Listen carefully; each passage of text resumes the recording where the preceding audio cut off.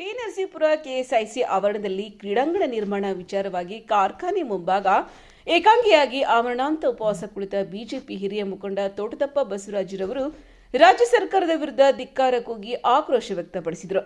KSIC ಜಾಗದಲ್ಲಿ ಕ್ರೀಡಾಂಗಣ ನಿರ್ಮಾಣ ಬೇಡ, ಮರಗಳ ಹನನ ಮಾಡಿ ಕ್ರೀಡಾಂಗಣ ಮಾಡೋದು ಬೇಡ, ನರಸೀಪುರ ಹಸಿರುಕರಣವಾಗಿಯೇ ಇರಬೇಕು. ಕ್ರೀಡಾಂಗಣ ನಿರ್ಮಾಣಕ್ಕೆ ಬೇರೊಂದು ಜಾಗ ನಿಗದಿ ಮಾಡಲಿ.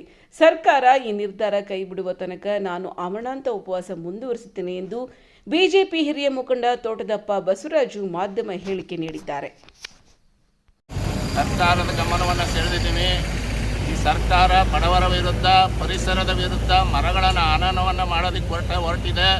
ಇದನ್ನು ಖಂಡಿಸಿ ನಾನು ಈ ಕ್ಷಣದಿಂದ ಆಮರಣಾಂತ ಉಪವಾಸವನ್ನು ಕೈಗೊಳ್ತಾ ಇದ್ದೇನೆ.